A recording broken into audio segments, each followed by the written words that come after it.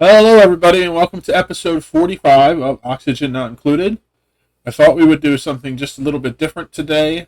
I'm still working on our space exploration and doing our new rockets and stuff like that, but I just wanted to do a little bit of a tour around the base today to show some of the things that we're currently have done, some of the things that we still need to work on, um, some of the projects that have taken us a lot of time and stuff like that because we're 45 episodes in, and so we may have some new people watching that have not seen most of it, and I thought that would be a neat way to do things. So this is our main base on our main asteroid. It's not very clean. It's all pieced together, and um, one of the main projects I want to do is cleaning that up. But we have living quarters over here for all of the duplicants in the main colony.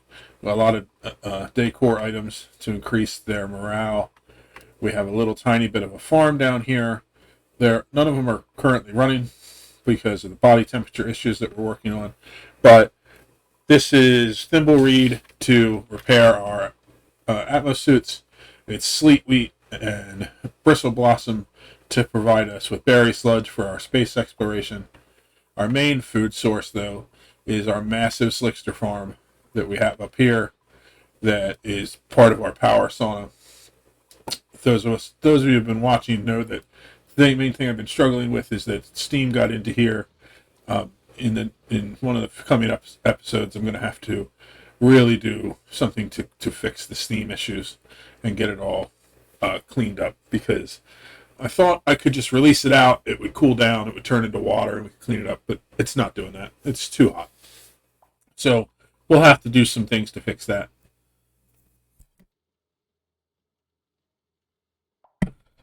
And that's okay. But the system that we're using to provide power is our oil wells down here in the oil biome. We have 3 oil wells that are all set up to pump out oil as fast as they can. We get about 10 kilograms of oil from there.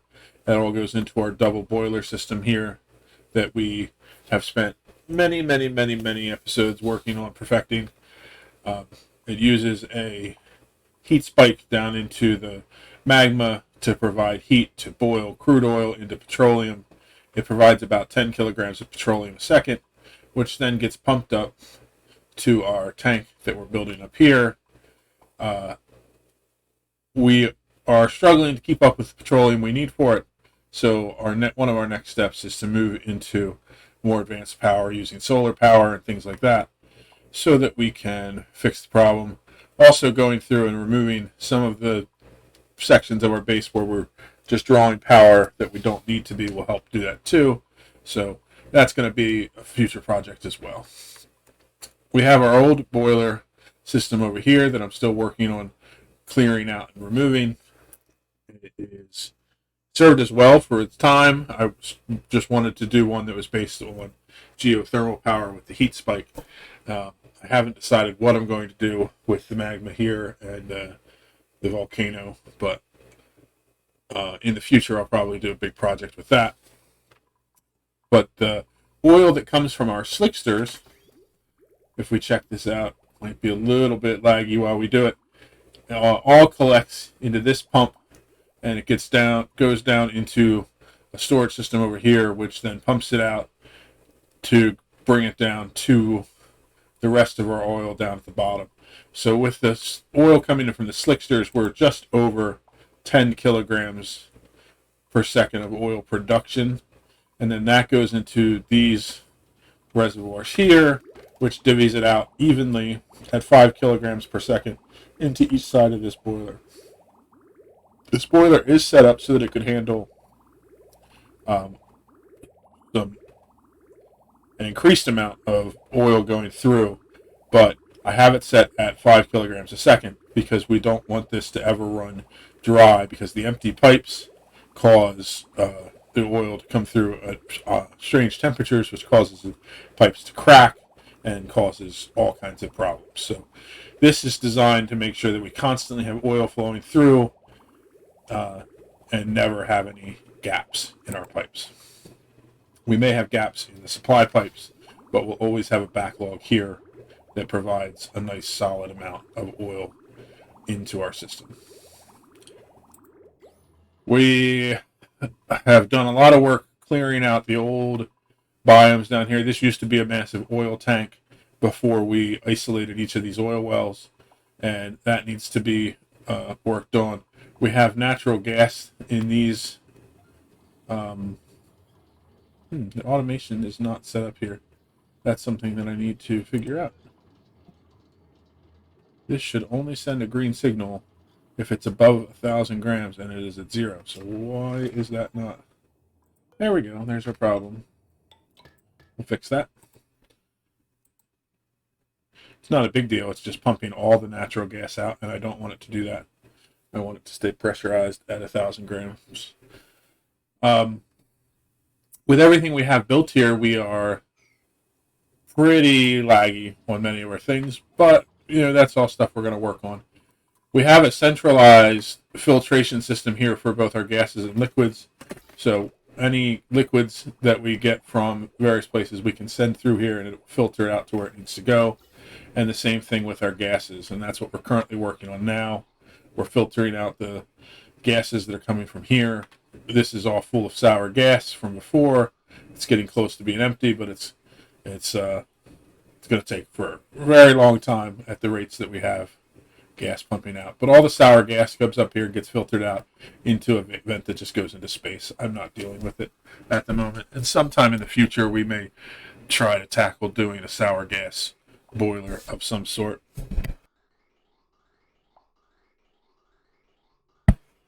But for now, that's not a project that I really want to work on. This is our industrial block.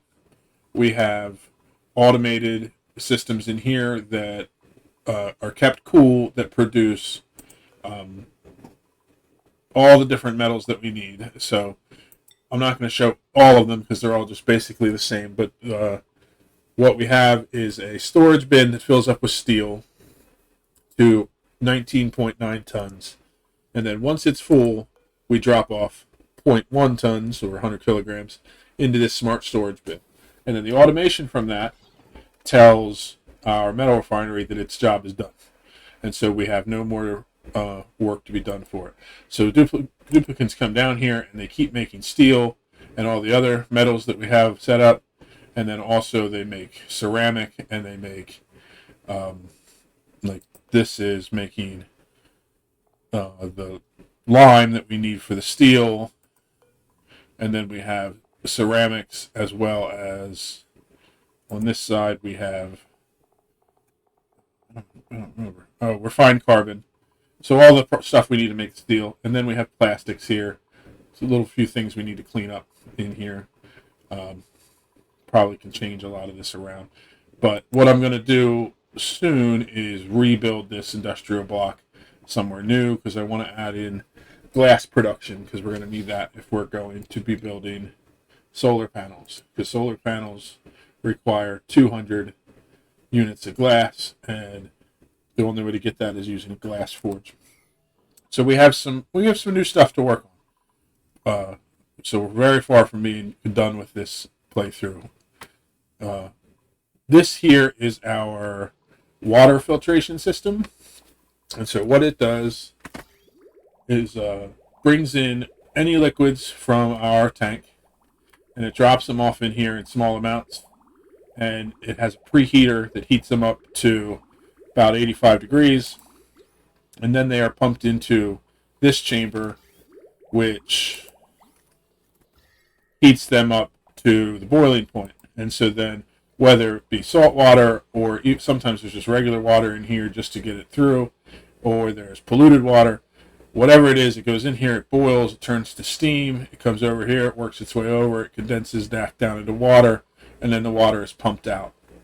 There's some more complicated systems involved in it, but at its essence, that's basically all it does.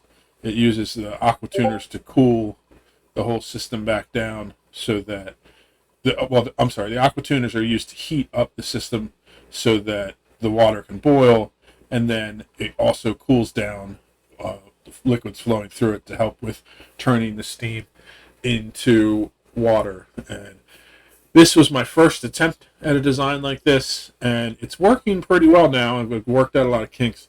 I would like to rebuild it in a much more compact and more efficient way now that I've learned a lot of things, but pretty proud of the little design we had there. Next to it is our cooling system, which is still struggling very hard to cool anything down because we have so much heat coming from the power sauna. But the idea here is that there's one cooling loop which cools off the liquid in the center. The heat from the outside edges is pulled in, and then these thermosensors close the door if we need to transfer heat.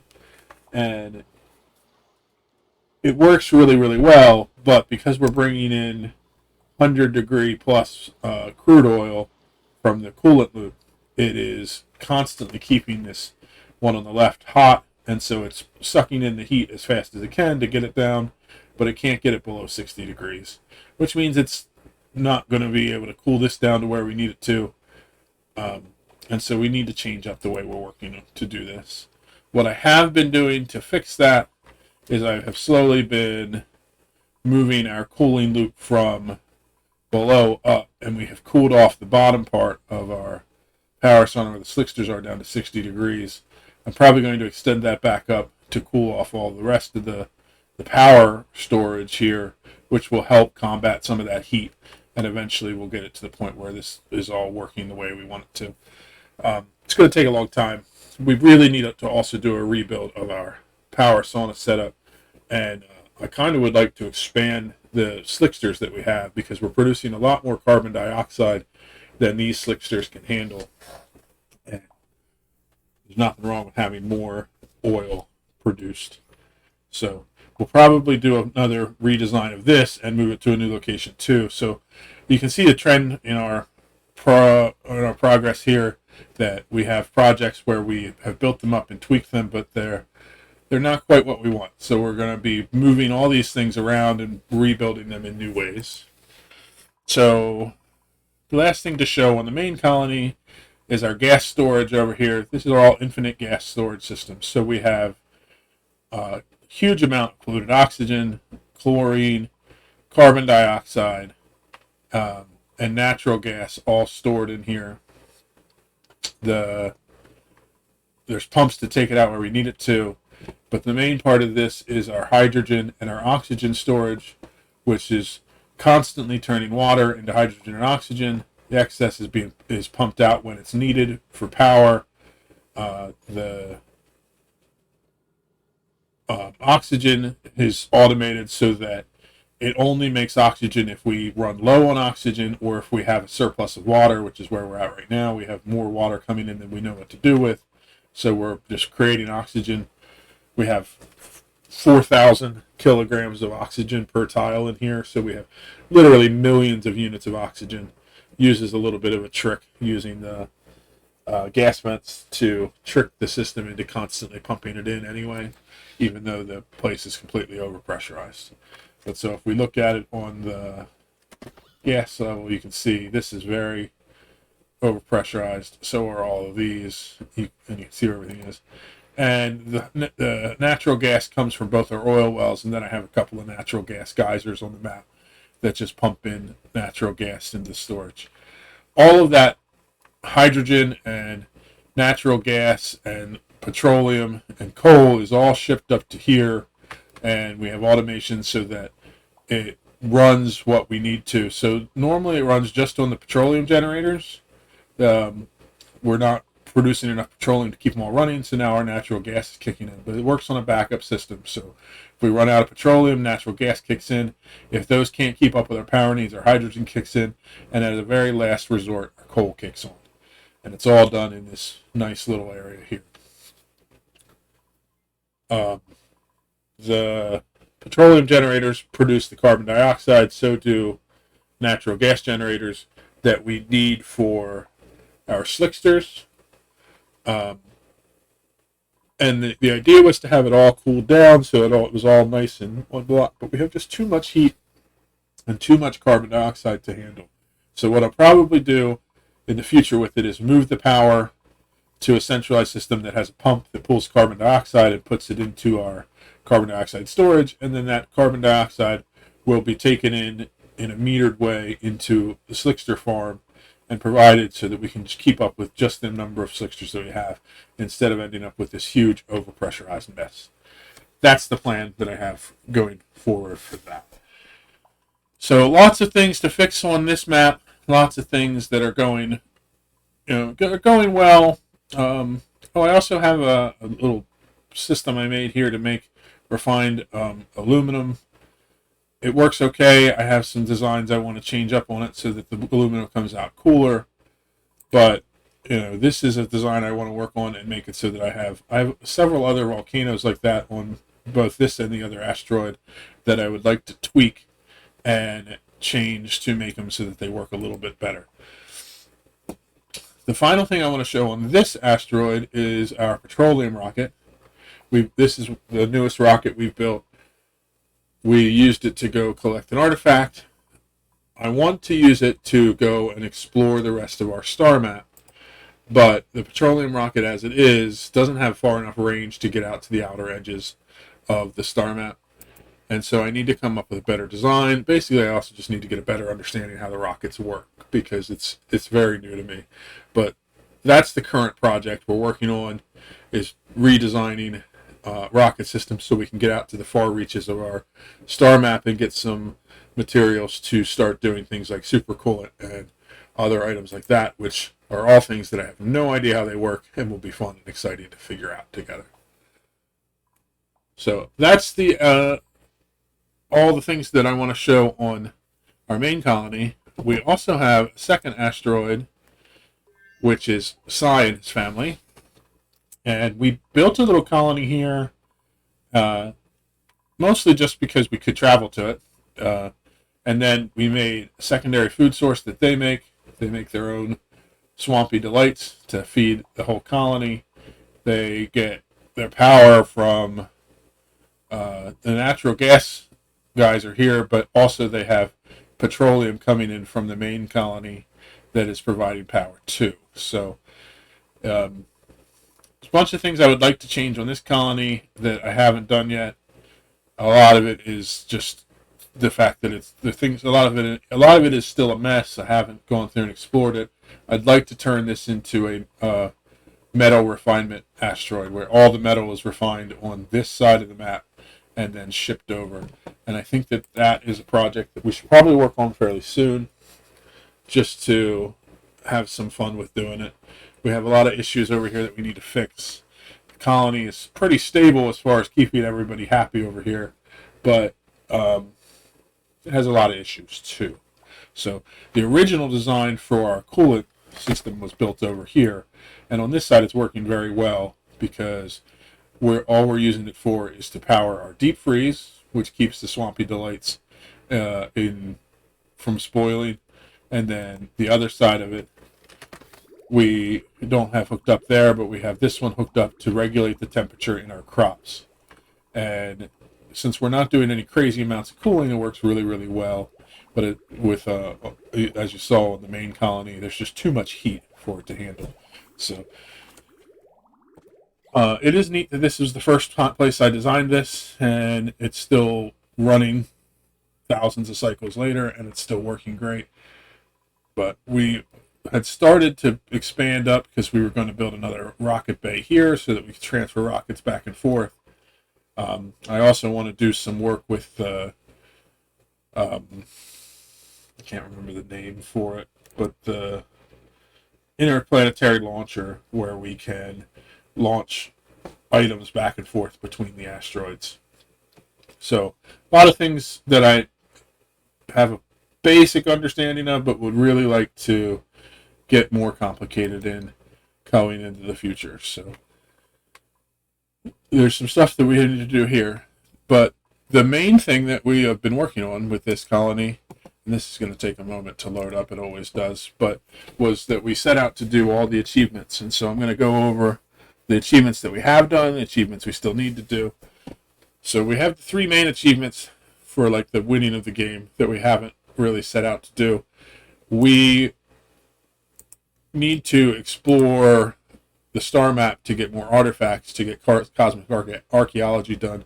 But that's a DLC achievement anyway. But the main thing that we want to do is finish the Great Escape, which is establish colonies on 5 different asteroids, open the temporal tear, and send a duplicate through. So exploring space is also what we need to do to get that one done.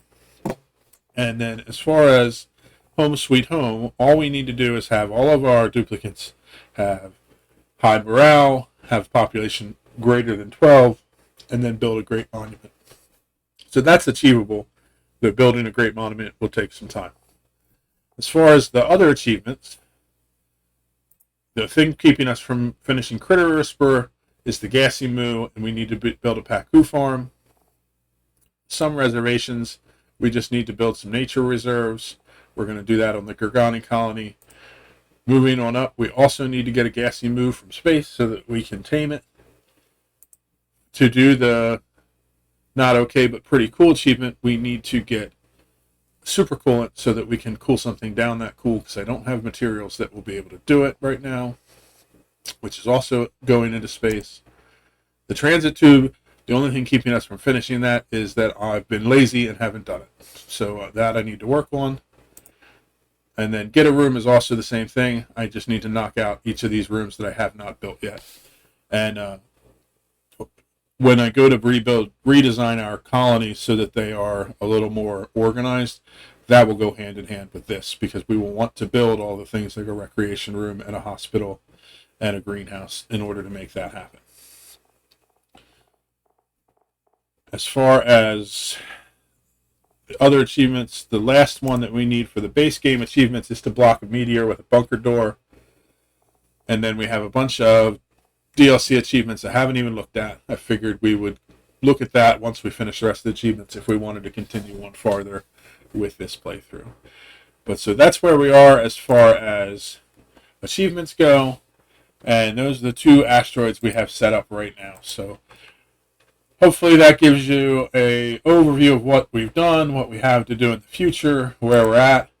And for people that have not been watching from the beginning, it will give you an idea of where the colony is sitting now, so that if you want to continue watching, you have an idea of what we're going to be doing in the future.